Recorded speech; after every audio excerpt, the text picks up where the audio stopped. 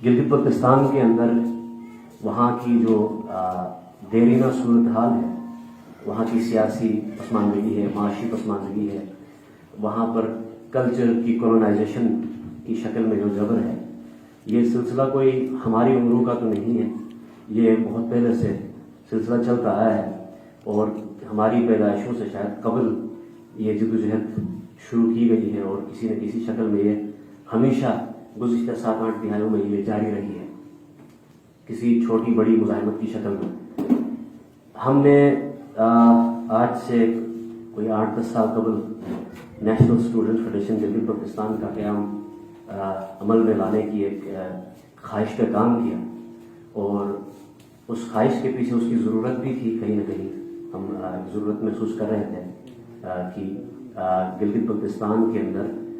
ترقی پسند خطوط پر بائیں بازو کی کوئی طلبہ تنظیم ہونی چاہیے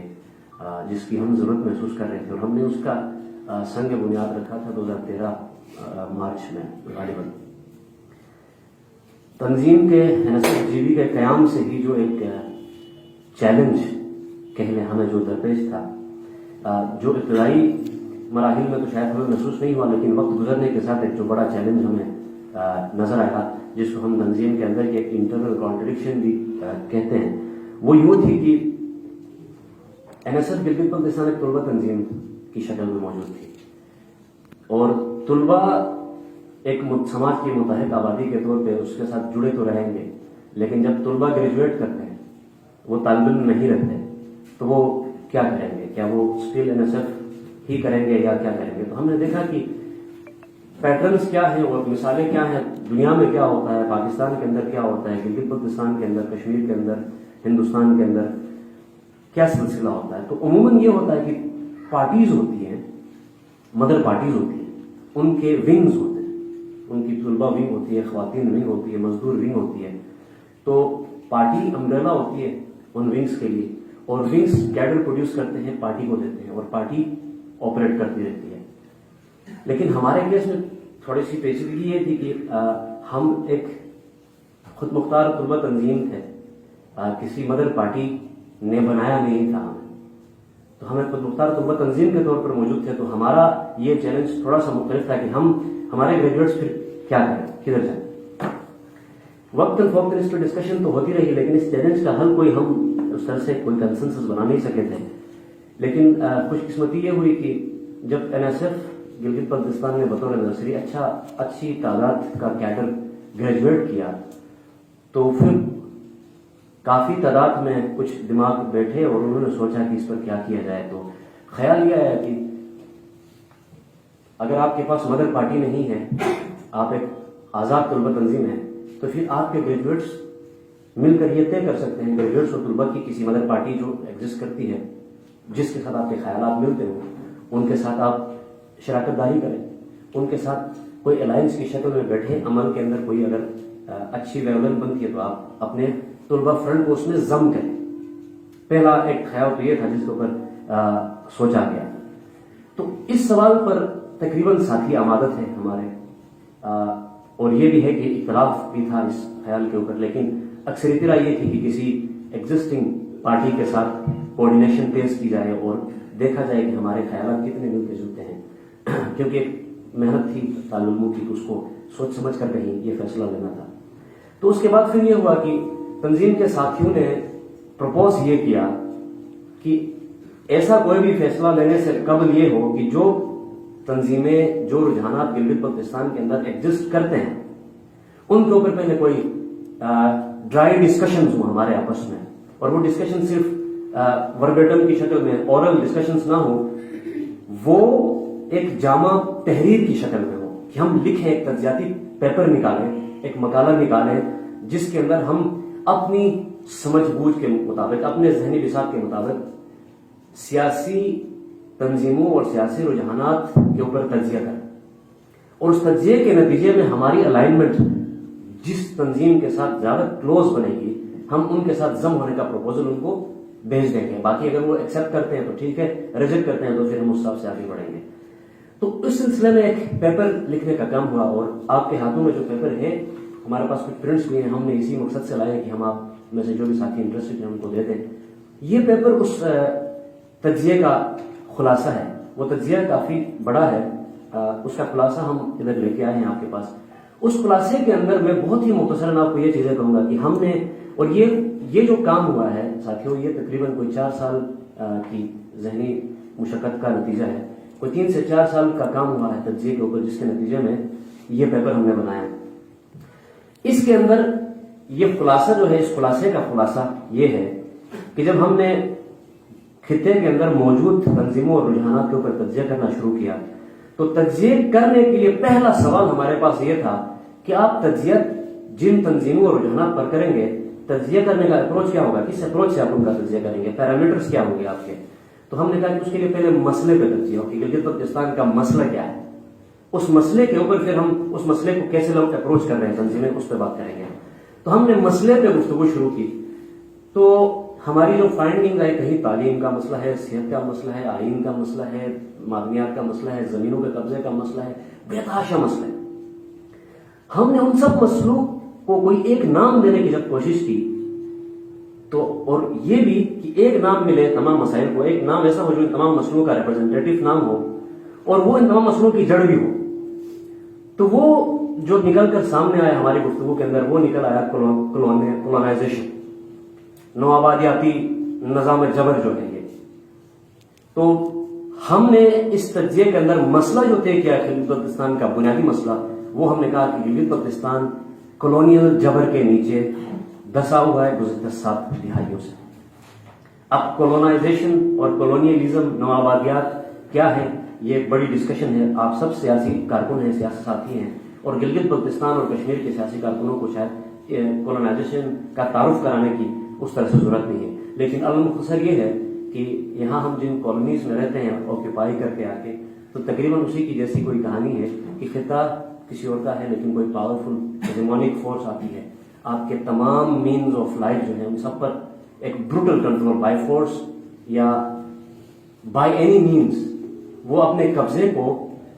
وہاں پر مسلط کرتی ہے اور اپنے قبضے کو قبولیت بخشتی ہے اوور دا ٹائم.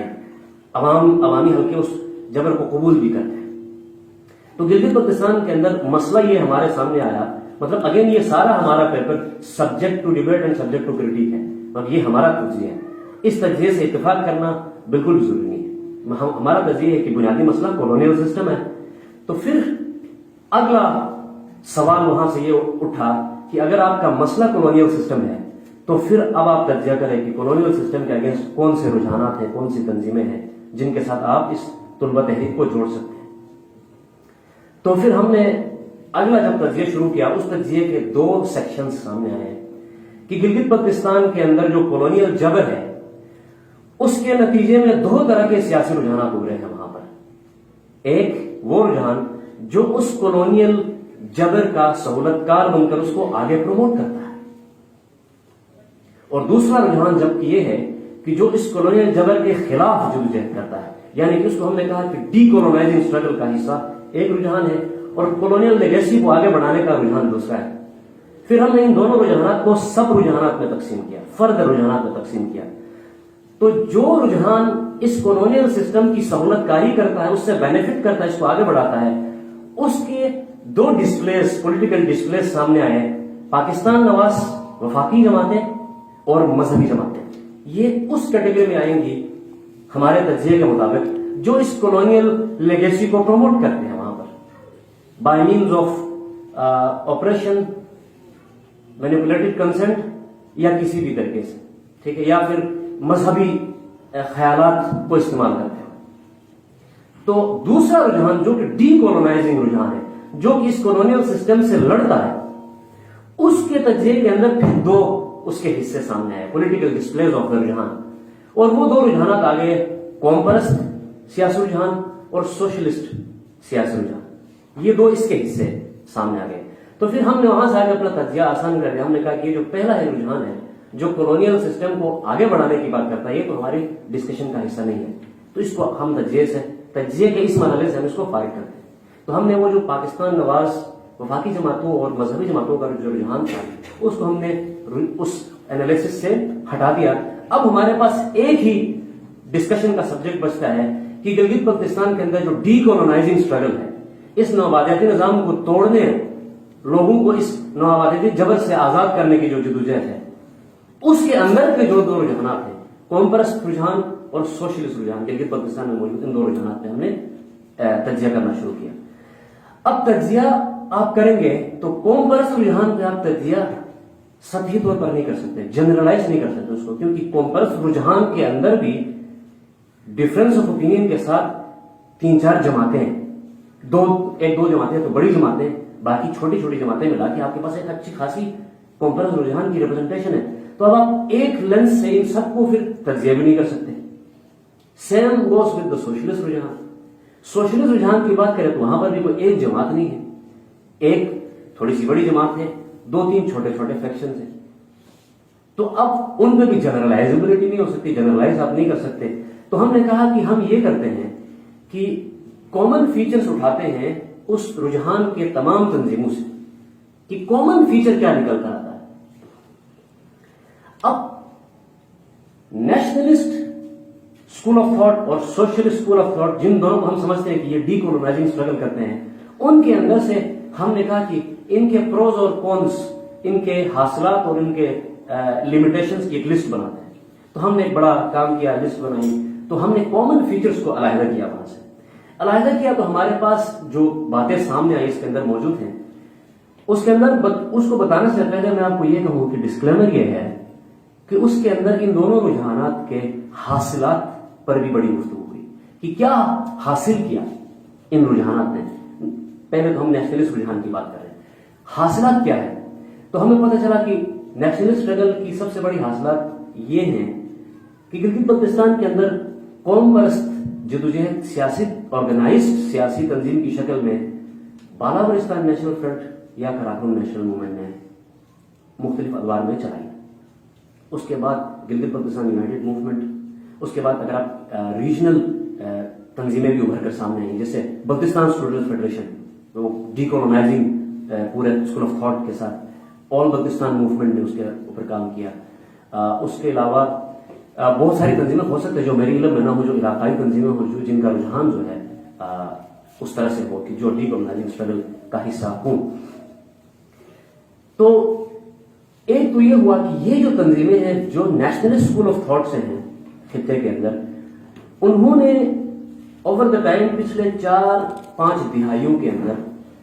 وہ جو ڈسکشن آج محرومیوں کے اوپر ہو رہی ہے، وہ جو ڈسکشن آج یہ ہو رہی ہے کہ ہمارے خطے کے اندر نوآبادیاتی جبر ہے، ہمارے وسائل لوٹے جا رہے ہیں، ہمیں اس نظام کے خلاف لڑنا چاہیے،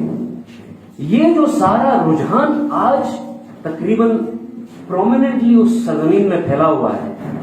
اس کا بیج بونا اور اس کو سیراب کر کے اس کے پھل سے ہم سب کو مستفید ہونے کا جو موقع فراہم کیا وہ نیشنل اسٹرگل ہے۔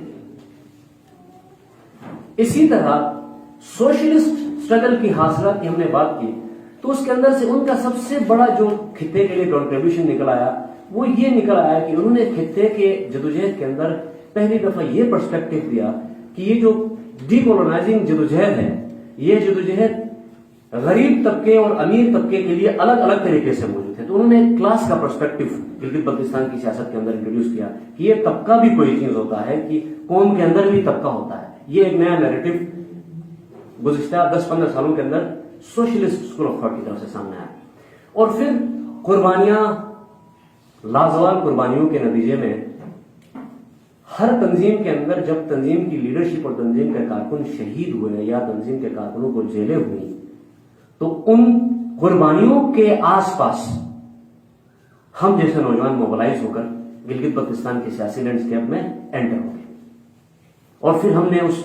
سوچ کو وہاں سے آگے بڑھانے کی بات کی۔ اب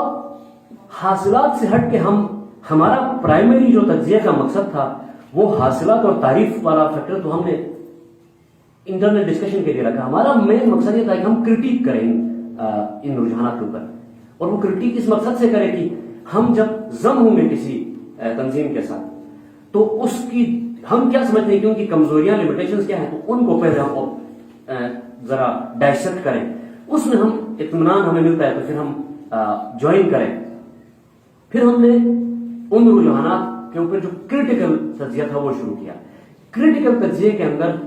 اس تمام کرٹیک کا اگین خلاصہ، اس کے خلاصے کا خلاصہ میں آپ کو یہ بتاؤں کہ گلگت بلتستان کے نیشنل اسٹرگل کی سب سے بڑی کرٹیک ہمارے تجزیاتی پیپر کے اندر، جس سے میں سے آپ سب کو اتفاق کرنے کی بالکل بھی ضرورت نہیں ہے، اس کے اندر ہمارا اختلاف یہ آیا نیشنل اسٹرگل کے ساتھ کی گلگت بلتستان کے اندر قوم پرست سیاست جو ہے، not specifying it to a single party, قوم پرست رجحان جو ہے اس کے اندر ایک لمیٹیشن پچھلے کچھ عرصے سے یہ ابھر کر سامنے آ رہی ہے کہ جو قوم پرستی کے اندر جو قوم کا نیریٹو ہے،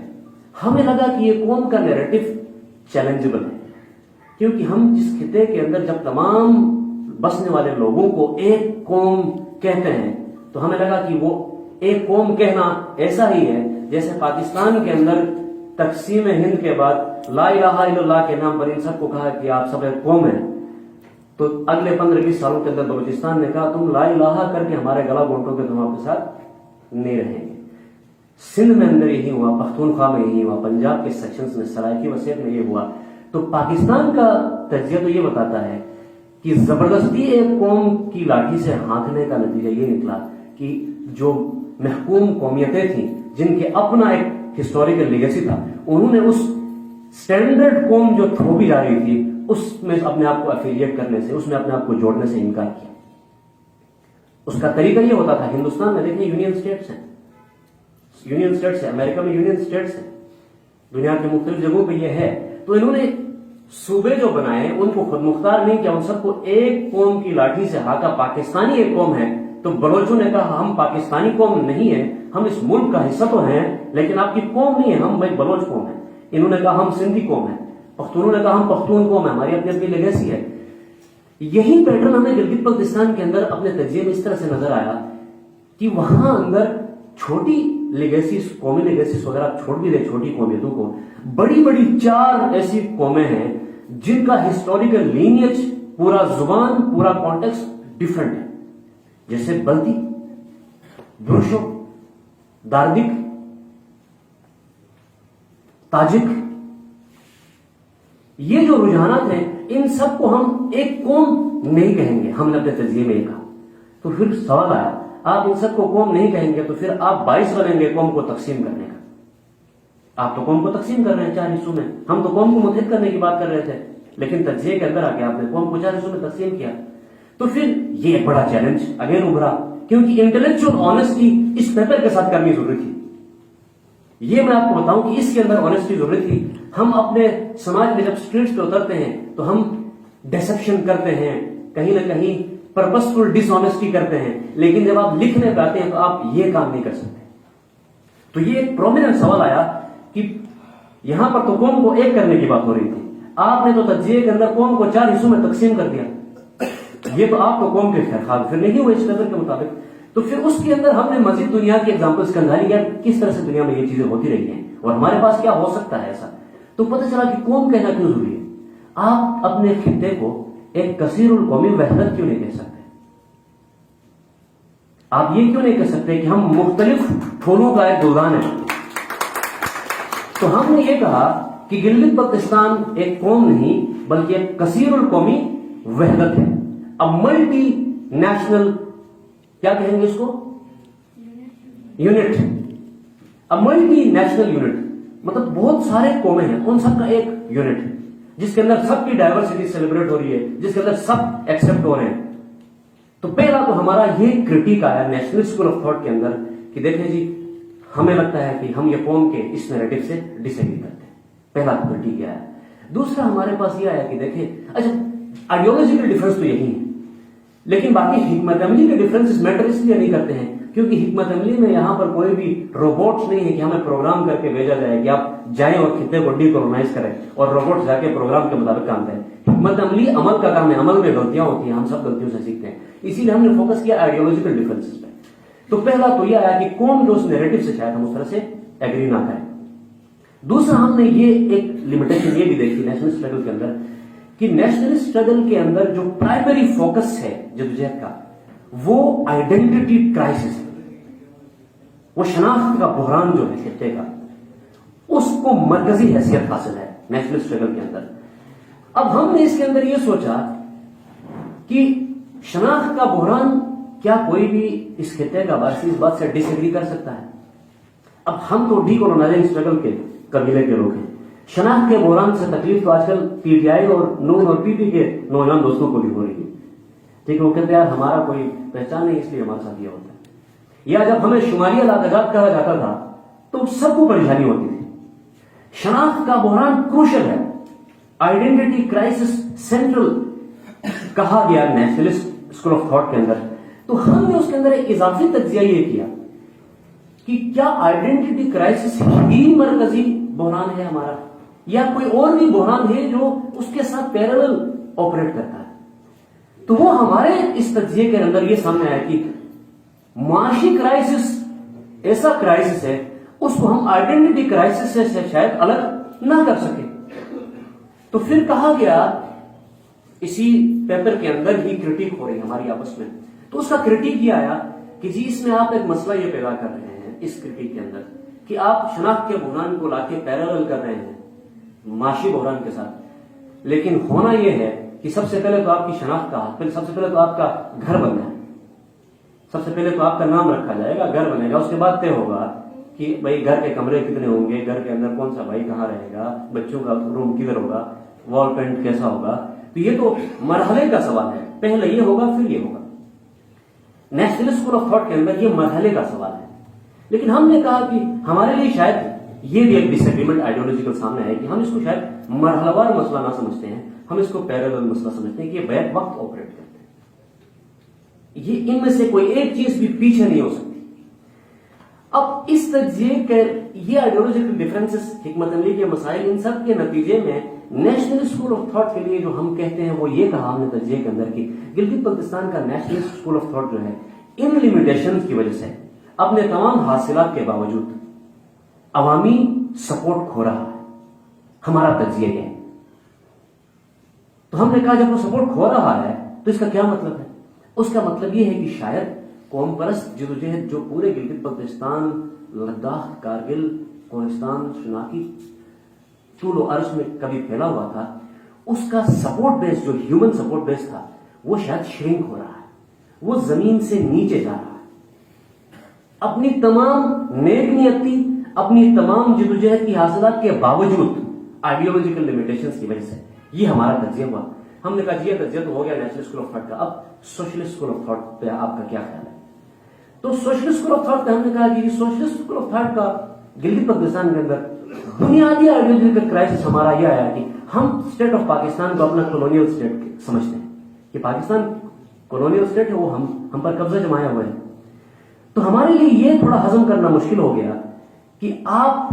اب لیفٹ کے اندر سوشلسٹ اسکول آف تھاٹ کے اندر یکجہتیوں پر بڑی بات ہوتی ہے, سولیڈیرٹی سولیڈیرٹی سولیڈیرٹی. لیکن ہم نے کرائسس جو وہاں پر موجود سوشلسٹ تنظیموں کے اندر دیکھا, وہ کرائسس یہ دیکھا کہ وہ سولیڈیرٹی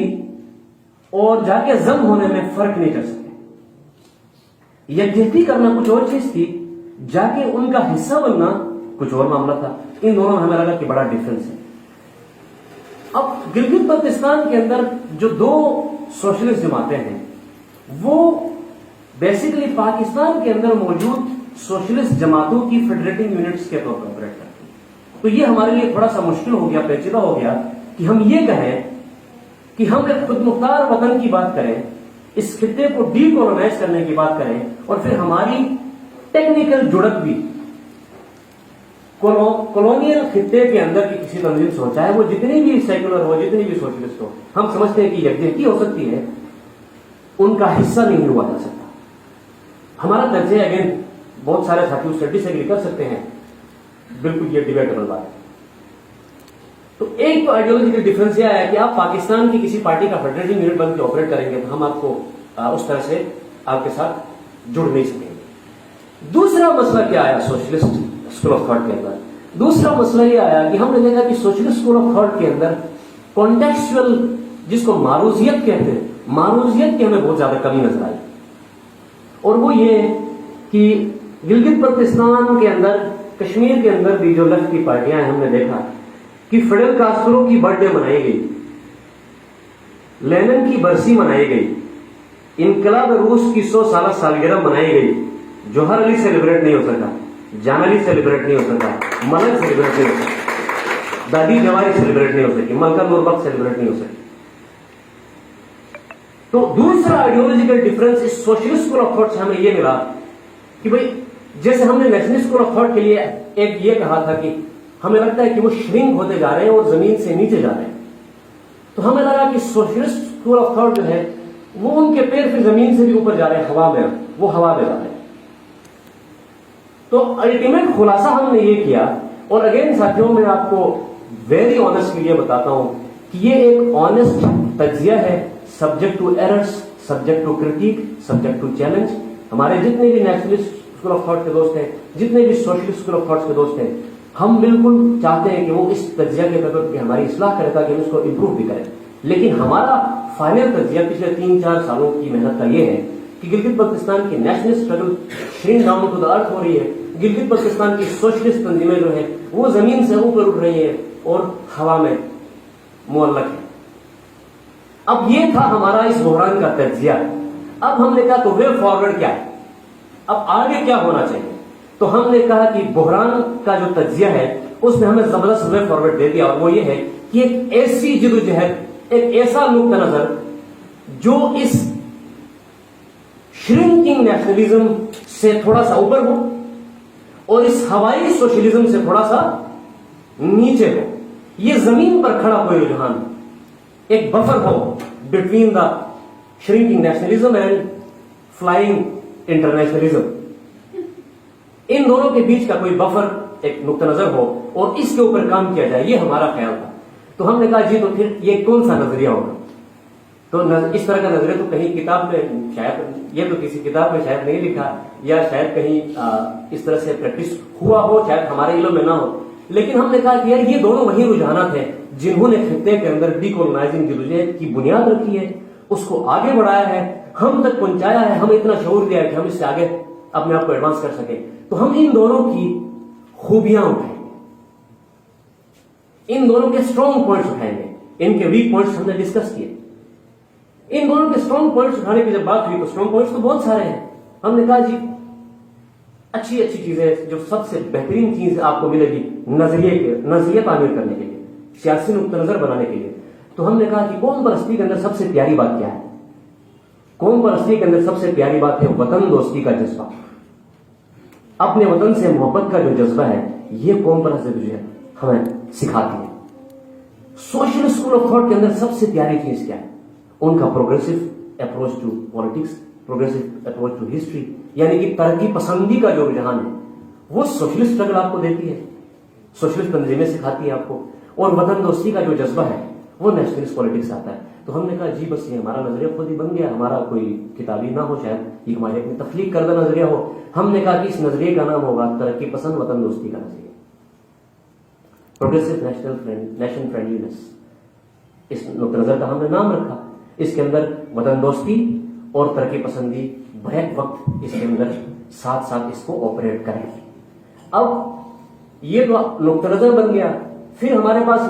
نیشنل اسٹوڈنٹ فیڈریشن تھی, تو ہماری طلبہ تنظیم تھی جس نے ہم سب کو گروم کیا, گریجویٹ کیا. Coming back to the crisis, جب کرائسس یہ تھا کہ آگے کیا کریں, این ایس ایف کے گریجویٹس کیا کریں, تو یہ تجزیاتی پیپر مکمل کرنے کے بعد این ایس ایف کے گریجویٹس نے یہ فیصلہ کیا کہ we are not joining any party, ہم کسی پارٹی میں ضم نہیں ہوں گے, ہم کسی پارٹی کو جوائن نہیں کریں گے, ہم گلگت بلتستان کی پہلی youth lead progressive nation friendly party خود بنائیں گے. تو ہم نے اسی لیے یہاں پر لکھا ہے کہ پارٹی فرام دا باٹم, سماج کی جڑوں سے انقلابی پارٹی بنانے کا جو عمل ہے وہ شاید یہ ہو سکتا ہے کہ ایک بڑی پارٹی بنا کر اس کے نیچے اس کے تابع فرنٹس بنانے کے بجائے انڈیپینڈنٹ فرنٹس کام کریں, سماج کی متحرک آبادیوں کے اندر آزاد محاذوں کا قیام ہو, آزاد فرنٹس بنے. فرنٹس پروگرس کرتے کرتے, جب فرنٹس بیس مضبوط کرتے کرتے, جب فرنٹس کو یہ ادراک ہو کہ اب now we have enough potential, جب ان کو لگے کہ ہمارے پاس ہیومن پاور اور ہمارا نقطہ نظر کا اپروچ پروپیگیشن اتنی ہوئی ہے کہ اب ہم امبریلا کو اناؤنس کر سکتے ہیں, تو یہی فرنٹس مل کر اپنے اوپر ایک چھتری کا خود اناؤنس کریں گے اور وہ ہوگی ایک پارٹی. تو ہم پارٹی فرام دا باٹم, سماج کی جڑوں سے پارٹی بنانے کے نظریے پر کاربند ہیں, اور اس کا اس جدوجہد کا یہاں تک ایولیوشن جو ہوا ہے وہ یہ ہے کہ NSF کے گریجویٹس جب فارغ و تحصیل ہوئے تو انہوں نے، چونکہ وہ پروفیشنل لائف میں تھے، ورکنگ لائف میں تھے، تو انہوں نے نیشنل ورکرز فرنٹ بنایا. نیشنل اسٹوڈنٹس فرنٹ موجود تھا، گریجویٹس نے نیشنل ورکر فرنٹ بنایا. اور I am very happy to say this کی ہماری تنظیم کی شاید خوبی ہمارے ساتھی اس کا اعتراف کرتے ہیں، ساتھی تنظیموں کے بھی، اور ہمیشہ اپریشیٹ بھی کرتے ہیں کہ ہماری تنظیم شاید گلگت بلتستان کی طلبہ تنظیموں کے اندر میرے خیال میں واحد تنظیم ہو جس کے اندر خواتین کا اپنا فرنٹ ہے. اور نیشنل ویمنس فرنٹ ہمارا جو خواتین کا محاذ ہے وہ ہماری NSF کی جو گریجویٹ اسٹوڈنٹ کے دوران ہمارے ساتھ NSF میں جو ہماری فیمیل کامریڈس تھیں انہوں نے اپنا ویمن فرنٹ بنایا ہے. اور خوشی کی بات یہ ہے کہ ان قریب شاید اگلے ہفتے گلگت بلتستان کے اس محاذوں کی تعمیر کا جو سلسلہ ہے اس کے اندر نیشنل میڈیا ورکرز فرنٹ کا اناؤنس شاید اگلے ہفتے ہو. ہمارے بہت سارے صحافی دوستوں نے خواہش ظاہر کی ہے کہ وہ نیشنل میڈیا ورکرز فرنٹ بنائیں، تو ہم اگلے ہفتے یا جنوری کے اینڈ تک نیشنل میڈیا ورکرز فرنٹ کا اناؤنس کریں گے. نیشنل ہیلتھ ورکرز فرنٹ کا بھی اناؤنس ہوگا. اور ہمارا لاسٹ جو فرنٹ ہے جو ہم تعمیر کرنا چاہتے ہیں وہ نیشنل لائرز فرنٹ ہے. اور یہ ہماری واحد لمیٹیشن ہے کہ جس کے اندر ہمیں ابھی تک اس طرح سے سپورٹ وکلا برادری کا نہیں ملا ہے کہ وکیل ہمارے ساتھ جڑے تو ہم نیشنل لائرز فرنٹ کا بھی باقاعدہ اناؤنس کریں. ہم ان 6 فرنٹس پر فی الحال فوکس کرنا چاہتے ہیں 2025 تک، اور 2025 کے اندر ان تمام فرنٹس کی ایک مشترکہ کنونشن انشاءاللہ گلگت بلتستان کے اندر بلائی جائے گی. اور پہلے دفعہ گلگت بلتستان کے نوجوانوں کی قیادت پر مشتمل ایک انقلابی پارٹی کا اناؤنسمنٹ 2025 کو ہوگا.